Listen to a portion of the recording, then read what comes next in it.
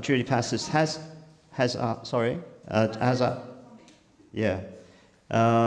me to read the letter out to the meeting that she sent us. I want to do that because she has a right to be heard, even though she can't make it this evening. I apologise for not attending the meeting as I have other commitments. Please enunciate my views to residents in attendance. As a long-term resident of the Inner West and having served as an Ashfield councillor for 11 years, I have always and will be supportive of genuine community dialogue where truth and accuracy of information are conditions for engagement. I believe that tonight's meeting appears to be another opportunity for emotive and speculative argument that does not serve the community interest. I confirm that until 3 preferred tenderers come back with their specific designs and one is chosen by the government, then we simply do not know the details that would allow informed discussion. I support the current approach where the government have asked the private sector to come back with their ideas that must also address community issues. Sincerely, thank you, Judy Passes, Liberal candidate for the state seat of Summerhill, and it's dated the 12th of November. If I could just comment about timing on this, my view is if we wait until the government releases the EIS, the Environmental Impact Statement in the middle of 2015, which is their stated means of consultation, it's all going to be too late. If you've ever seen an EIS, it's hundreds of pages of technical information. And no one's going to put in, that much work into something unless they're committed to it. So the time for us to make our voice heard is now. So, and look, I want to start by just thinking a little bit about attempting to drive anywhere in Sydney in peak hour. We know we have some serious problems with our roads. Sydney is notorious for its traffic congestion. There was a recent study done called Cities of Opportunity. It ranked Sydney behind Rio de Janeiro and Mumbai for ease of getting around. In the Inner West, we've all sat in traffic jams on Parramatta Road, on the City West Link. A drive down King Street should take 5 minutes. It takes about 45 minutes sometimes, particularly on the weekends. Look, I think the most important thing to gain out of all of that, though, is that the Baird government is clearly kidding themselves if they think WestConnex is going to solve any of these problems. WestConnex investment in roads has the ability to drive economic productivity and create jobs if planned properly. But if it's not planned properly, all it does is waste taxpayers' money, billions of dollars of taxpayers' money, and lets the community down. And that's exactly what the Baird government has done with WestConnex, and that's why I do not support this project in its current form. As a result of no community consultation and completely inadequate planning, WestConnex fails to achieve any of its original objectives. It won't help people move to the city, it won't get freight to the port, and it won't make travel time any faster. And as far as I'm concerned, WestConnex is purely a road to a traffic jam. The worst part of all of this, I believe, though, is that people who are potentially losing their homes have no idea why. The government has not produced a cost-benefit analysis or put forward any convincing argument about how WestConnex will solve Sydney's traffic problems. Instead, it will just dump more traffic into already congested local roads in the Inner West. I'm a passionate advocate for proper, meaningful and extensive community consultation, particularly when potential radical change is proposed like this. Here, despite the government constant rhetoric, there has been a community consultation process which I believe is a complete farce. The Baird government's lackadaisical approach has shown absolutely no regard for the people affected, and we saw this earlier this month when the Liberals door-knocked St Peter's on Melbourne Cup Day.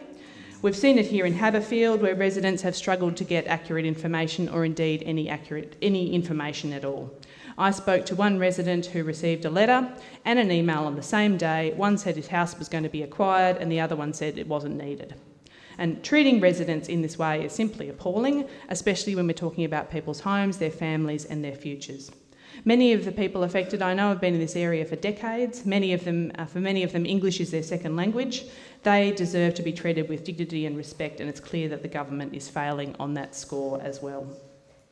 The government's engagement with local government has also been absolutely abysmal throughout this process. As the former Mayor of Marrickville, I sought to engage very meaningfully in how we can revitalise Parramatta Road, because I don't think there's anyone in this room that thinks it's fine and dandy. It needs to be fixed. We need to look at ways to create urban renewal, but it's pretty clear the Baird government is not genuine on that front either.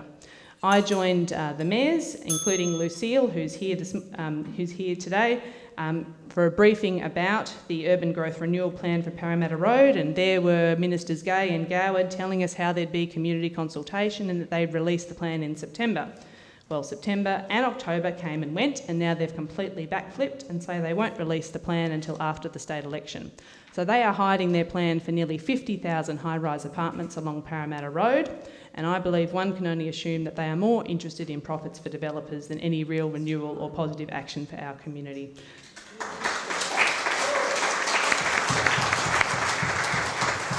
Labor wants to see genuine guarantees around design excellence, and there must be adequate provision for essential community infrastructure for parks, playgrounds and new community childcare centres. Look, I think there's a whole range of things I want to say, but I don't want to get honked. So I'll just quickly wrap up by saying, look, we clearly must tackle congestion by investing in public transport and integrated planning for freight on road and rail. We currently face a chronic underinvestment in public transport, which must be urgently addressed. The Abbott Liberal government is also clearly failing to play its role in supporting public investment in transport. By 2050, 88 million people will live in Sydney, and if we don't address this failure in public transport investment, those congestion issues will just reach crisis level. Put simply, there needs to be a holistic approach, one that balances the reality of people needing to use their cars with facilitating better and easier public transport. This means a WestConnex that works, not the current shambolic project that achieves nothing and threatens our entire community. In its current form, the current proposal is simply a traffic jam, a tunnel to a traffic jam. I do not support it, and I will not support it. The Greens have a long, proud history of opposing the WestConnex motorway in all its various guises. It was first referred to as the Marrickville Truck Tunnel in the early 2000s by former Labor Mayor of Marrickville, Barry Cotter. The Greens opposed it then. It re-emerged during the Carr and Yemma years as the M4 East and the M5 East, and we opposed it then. And the Greens unequivocally oppose WestConnex now. Building more roads to relieve traffic congestion is a superficially attractive proposition. However, experience in Australia and overseas shows that it simply does not work. The more you build new roads or expand existing roads, the more cars you attract. And that's not me just making it up. An academic study by Duranton and Turner entitled The Fundamental Law of Road Congestion, Evidence from US Cities, found that vehicle kilometres travelled was in lockstep with increased road capacity. They conclude that an increased provision of roads is unlikely to relieve congestion. I have visited US cities where urban planning has gone off the rails. Cities such as Dallas, Fort Worth have been built around motorways, and the motorways absolutely destroy the fabric of the city and tie people closely to their cars. Many smart cities around the world are now dismantling motorways to breathe new life into urban areas. So it seems crazy for Sydney to be building a new motorway through the densely populated inner west, with all the associated health impacts from exhaust stacks, the loss of housing through acquisition, and of course, extra traffic dumped on local roads. There are ways to reduce traffic congestion. We should be investing in public transport. If we put the money into public transport to improve frequency, improve accessibility by installing lifts at stations, creating new routes and services, create interconnections between the current hub and spoke routes, then people will get out of their cars and use public transport. And the Greens support moving the funds currently allocated to WestConnex into public transport.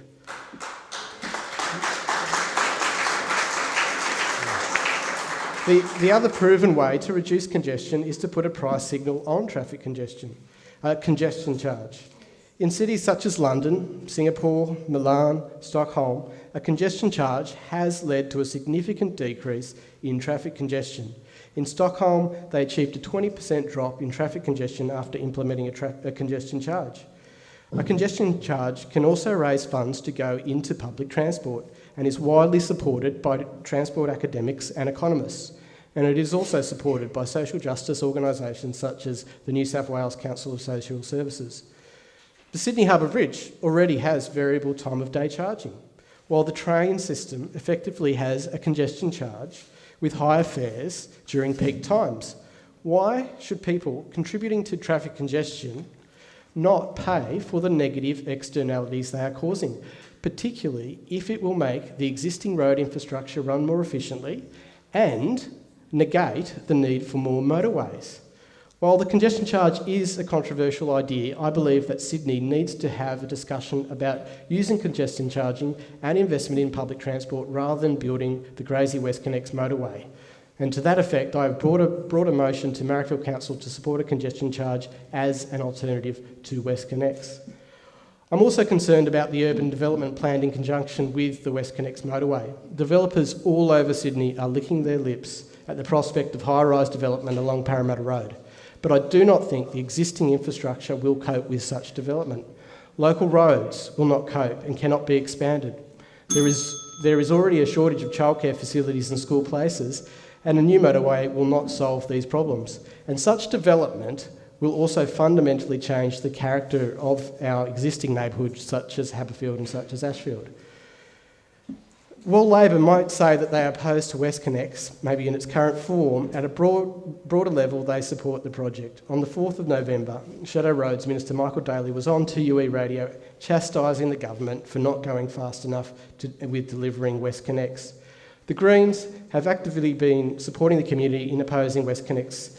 On Marrickville Council, the Greens have always strongly opposed the WestConnex motorway, even while other councillors vacillated. And in the New South Wales Parliament, we have been trying to pry open the secrecy around the WestConnex project by using the powers of Parliament to obtain the documents. So if elected as the member for Summerhill, you can be assured that I would continue to be a fierce opponent of WestConnex and pursue smarter options, smarter options to reduce traffic congestion. Thank you very much.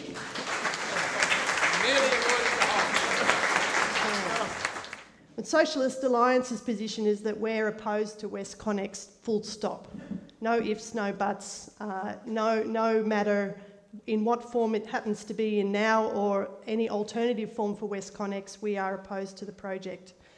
We believe that immediate action has to be taken to reverse the heavy reliance on private transport in Australia and to get people out of their cars and onto public transport. And this has to happen through the massive expansion of public transport networks that are based not only on meeting current need of people for getting from one side of Sydney to the other or one side of the inner west to the other, but also future demand across this city and also regions of New South Wales. And that planning for public transport, for all transport, has got to be under community control. Not just through consultation, but communities actually having a say and decision making about what kind of transport is provided and where.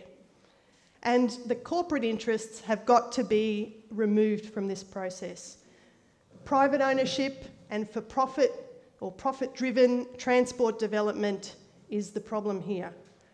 And where our transport sectors have already been privatised or are going to be privatised, these must be taken back into public hands. A sustainable transport system is needed which meets the needs both of people but also of our environment. And it's going to take the mobilisation of communities, of transport users, of environmentalists, of unionists, of pensioners, of the disabled, to change national, state and local government transport policies. Really, a people's power movement is what we need. There are so many reasons to oppose WestConnex. Other speakers have gone into them. I won't repeat what's been said already.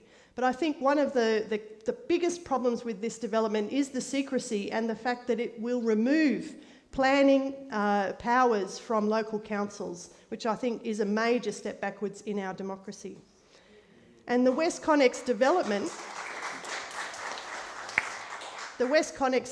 like its counterpart in Victoria, the East-West Link, which I did spend a bit of time on the picket line when I was living in Melbourne last year, are not about community benefit. These are projects designed to benefit private corporations who profit through providing this kind of infrastructure, and also the services that go along with it, be they toll collection, maintenance, and freight services, for example.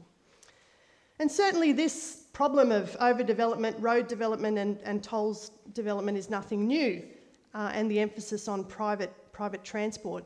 In the last half of the last century, corporations, particularly from the car industry, trucking and road construction companies, either bought up, limited or closed down competing transport networks, as in the case in Los Angeles, or were major influences on government transport policies, as was the case in Australia when trams disappeared from our networks. Fire sale privatisations have now become a norm under neoliberalism, and this has got to be reversed. We now have transport systems that are profitable for corporations but inefficient for our communities. In fact, the fine print in a lot of these secret contracts actually means that governments, in some cases, have agreed not to build additional public transport infrastructure that will compete with private roads and tollways, has been the case in Victoria. If we don't stop WestConnex now, there will be more WestConnexes, more east-west links down the track. The federal government's assets recycling scheme is going to drive more such development. And we've got to build the kind of movement of mass resistance to call a halt to this private profit-first agenda of road and urban development, and to take control as a community over the planning of our cities and public transport networks.